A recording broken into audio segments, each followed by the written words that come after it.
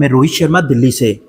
आज हमारे बीच मौजूद हैं राष्ट्रीय वीर रस के कवि, जिन्होंने अपनी कम आयु में ही एक कवि मंचों पर एक अलग प्रतिभा छोड़ी है। जितनी तारीफ की जाए उतनी कम है। तो आज जानते हैं सीधी बात उपेंद्र पांडे जी से कि कैसे। स्वागत है आपका एवीएम टाइम्स में। धन्यवाद। करियर बना, जैसे अपनी कम समय में, कम आयु में एक अच्छे मुकाम पर पहुंच रहे हैं, उसके बारे में कुछ बताएं। धन्यवाद। मैं कवि सम्मेलन की तो बात रही, वो तो बात की बात है। मैं पहले कॉलेज समय में था, मैं बीटेक इंजीनियर हूँ इलेक्ट्रॉनिक्स कम्युनिकेशन से, किंतु कॉलेज मैंने महर्षि दयानंद यूनिवर्सिटी से प्रारंभ किया था, मेन यूनिवर्सिटी कैंपस से। और वहीं से मुझे समझ में आया कि इंजीनियरिंग से रिलेटेड, इंजीनियरिंग के बजाय ये काव्य क्षेत्र में मेरा रुझान वहीं से प्रारंभ हुआ, कॉलेज लाइफ से ही। मैंने उस समय हास्य की कविताएं कुछ लिखी, फिर श्रृंगार की कविताओं में, क्योंकि कॉलेज का समय ऐसा होता है कि श्रृंगार की कविताएं लिखी।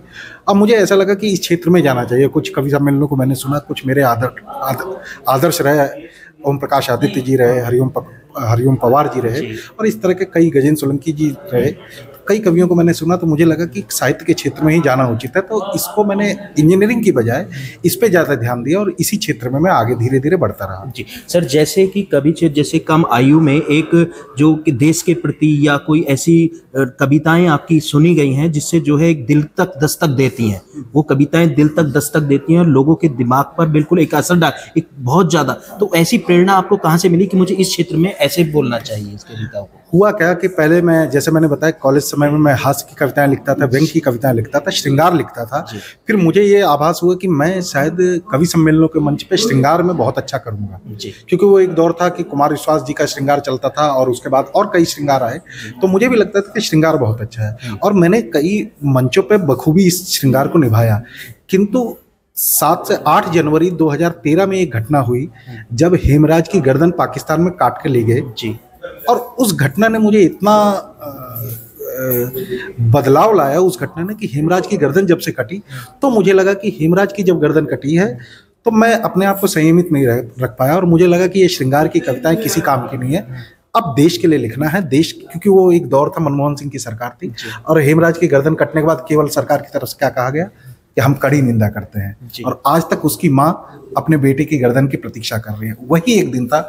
उसके बाद मैंने श्रृंगार का तिरस्कार किया, श्रृंगार को बंद कर दिया और मैंने वहीं से 4 पंक्तियां लिखी। लहू हमारा पी पी कर सरहद के जो पार खड़ा, लहू हमारा पी पी कर सरहद के जो पार खड़ा, शीश कट गया सैनिक का और हमने निंदा पत्र पढ़ा, पूछ रही सैनिक की विधवा आंखों में अंगार भरा, सिंहासन बतला दे मुझको क्यों मेरा श्रृंगार मरा, सिंहासन बतला दे मुझको क्यों मेरा श्रृंगार मरा। तो मुझे लगा कि कहीं न कहीं सिंहासन अगर गलती करेगा तो उसको मार्गदर्शन देने का काम, उसको रास्ता दिखाने का काम हम कवियों का है, हम साहित्यकारों का। उस दिन के बाद से मैंने कलम उठाई और कांग्रेस सरकार की जो गलत नीतियां थी, जन विरोधी नीतियां थी, उसके खिलाफ मैंने कुछ कविताएं लिखी और उसके बाद ये प्रक्रिया लगातार आज भी चरणबद्ध तरीके से प्रारंभ है, चालू है। जैसे युवा पीढ़ी की बात करें कि जो युवा पीढ़ी आज के समय में कवि के जो प्रसंग हैं उनको ज़्यादा सुनना पसंद कर रही है। पहले क्या होता था, कविता को बहुत कम लोग जो है, युवा पीढ़ी ज़्यादा इस पर इंटरेस्ट नहीं लेती थी। आज के समय में बहुत ज़्यादा बढ़ रही है और आप जैसे कवियों ने जो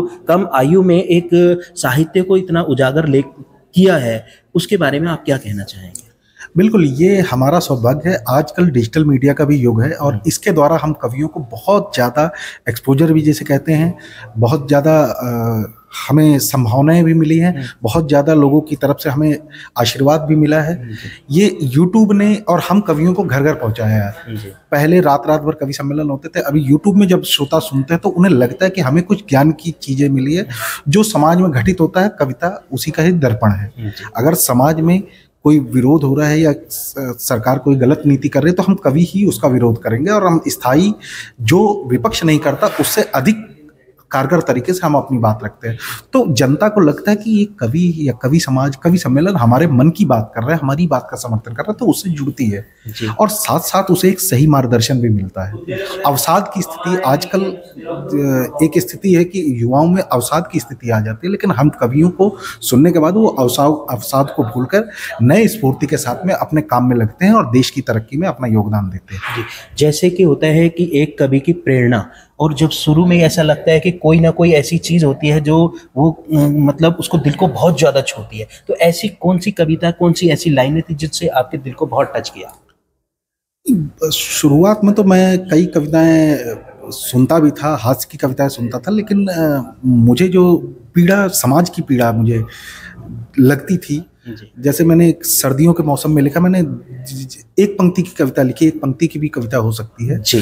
तो सर्दियों के मौसम में लिखा, आप अनुभूति करके देखिए कि क्या विडंबना है हमारे देश में कि 25 गरीब ठंड से तब मर गए, 25 गरीब ठंड से तब मर गए जब सुबह कंबल बटेगा सोचकर रात से लाइन में खड़े थे। अच्छा। तो ये हमारे समाज की वेदना है। या कहीं मैंने लिखा कि कांग्रेस की जब सरकार थी और नेताओं की जनता के साथ में जो वादे होते थे, तो मैंने उस पर एक दोहा में व्यंग लिखा कि शेरनी ने बच्चा दिया, शेर रहा समझाया। समझने की बात है कि एक नेता के जनता के साथ संबंध चुनाव से पहले और चुनाव के बाद जी, कि एक दोहे में बात करूंगा कि शेरनी ने बच्चा दिया, शेर रहा समझाए, शेरनी ने बच्चा दिया, शेर रहा समझाए, शेर हिरन की दोस्ती बचपन में ही भाई जी, शेर हिरन की दोस्ती बचपन में ही भाई। तो इसी तरह की प्रेरणाएं थी।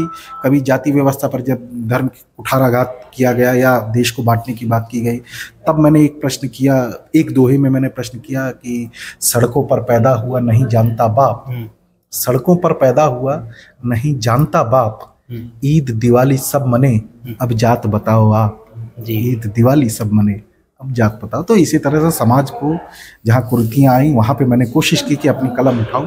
और उसके बाद जब वीरों का यशोगान करने की बात आती है तो मैंने भी कई पंक्तियाँ लिखी कि वतन के वास्ते ही तो वतन की लाज रखते हैं, वतन के वास्ते ही तो वतन की लाज रखते हैं, शिराओं में यहाँ भर करके हम फौलाद रखते हैं, करे लाखों यत्न दुश्मन के भारत झुक नहीं सकता, कफन हम बांधते सर पर तिरंगा ताज रखते हैं, कफन हम बांधते सर पर तिरंगा ताज रखते हैं। जैसे सर अगर आती है फैमिली बैकग्राउंड की बात आती है, कुछ लोग कहते हैं फैमिली बैकग्राउंड से स्ट्रॉन्ग होंगे इसलिए इन्होंने कभी कभी में शायरी करनी शुरू कर दी, इस तरीके के। तो आपकी फैमिली बैकग्राउंड के बारे में कुछ जानकारी?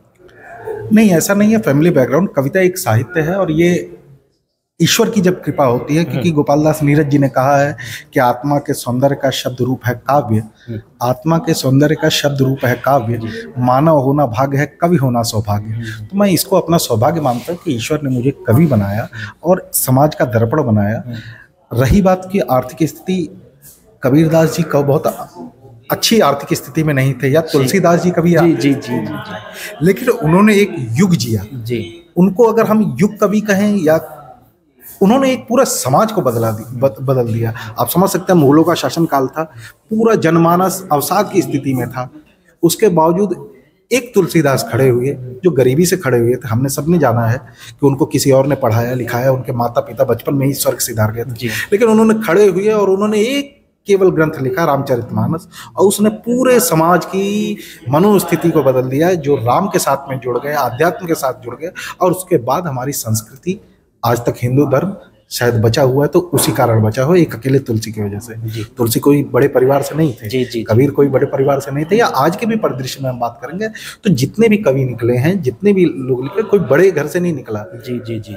तो आज जो युवा पीढ़ी के लिए आप क्या संदेश देना चाहेंगे? कोई संदेश ऐसा? युवा पीढ़ी के लिए केवल इतना संदेश देना चाहूंगा कि आप जो सोचते हैं वो अवश्य होगा। आप सार्थक सोचिए, आप सही सोचिए और कोशिश कीजिए कि आप अपने हित के बजाय हम रहें न रहें, देश आगे रहे, केवल इसी सिद्धांत पर रहिए, तो ईश्वर सदैव आपके साथ खड़े रहेंगे। जनता का भला होगा, आपका भला होगा, और देश की राजनीति में भी सार्थक प्रयास करके और सार्थक उसे सुचारू रूप से अगर आप आगे आए, राजनीति में भी मैं कहना चाहता हूँ, और जिस भी क्षेत्र में आप रहे तो अव्वल बने और कोशिश करें कि आपके साथ साथ समाज का भी विकास हो, समाज के लिए आप कुछ कर सकें। जो अंत का जो व्यक्ति है उस तक आप किस तरह से लाभ पहुंचा सकते हैं, या अपने कृत्य से किस तरह से, केवल यही सोच अगर आप रखेंगे तो देश अपने आप अगर एक कदम आगे बढ़ेंगे तो देश 125 करोड़ कदम आगे बढ़ेगा जी। यही युवाओं को कहना चाहिए। ऐसी कोई घटना जो आपके जीवन में सबसे ज्यादा एक कवि के रूप में होते हैं कि जिसने आपको बहुत ज्यादा प्रोत्साहित किया हो? ये प्रतिदिन ये घटनाएं होती रहती हैं मेरे लिए तो, हर क्षण, अब मैं छोटी सी उम्र में लगभग 22 से 23 मंत्रालय जा चुका हूँ, केंद्रीय मंत्रालय में काव्य पाठ कर चुका हूँ। ये अपने आप में सबसे बड़ी उपलब्धि है। अभी बताते हुए हर्ष हो रहा है, अभी परसों ही भारत सरकार ने विदेश में कजाकिस्तान में भारत का हिंदी सम्मेलन है, वहां पे भेजने के लिए भारत सरकार ने मेरा चयन किया है कि मैं जाकर हिंदी की कीर्ति पताका फहराऊं कजाकिस्तान में। तो 13-14 मार्च में मुझे जाना है, परसों ही ये मुझे शुभ सूचना मिली। तो इस तरह की घटनाएं मैं हर मंच पे नए लोगों को सुनता हूँ, नए श्रोताओं को सुनता हूँ। उनका कई बार मुझे ऐसा होता है कि श्रोता बाद में, कार्यक्रम के बाद में आते रोते हैं, कहते हैं कि आपने आज हमारी आंखें खोल दी, हम केवल अपने तक जीते थे, आज लगा कि देश के लिए जीना आवश्यक है। आपकी जो कविताओं के तेवर किस तरह के हैं, या आपके संस्कार किस तरीके के हैं, किस तरह की आप कविताओं को हैं? देखिए, मैं 4 पंक्तियों में अपनी बात करूंगा कि मेरे संस्कार या मेरे तेवर किस तरह है कि बस एक प्रतिज्ञा, एक मंत्र, बस एक देश का नारा है। बस एक प्रतिज्ञा, एक मंत्र, बस एक देश का नारा है। हम देश नहीं झुकने देंगे, या भारतवर्ष हमारा है। और रोम रोम में देशभक्ति है, कोटि कंठ जयगान है। आदर्श विवेकानंद हमारे, वल्लभ भाई प्रतिमान है। आदर्श विवेकानंद हमारे, वल्लभ भाई प्रतिमान है। तो हम रहे ना रहे, देश आगे रहे, केवल और केवल यही भाव मेरी कविताओं में रहता है और सदैव रहेगा। धन्यवाद।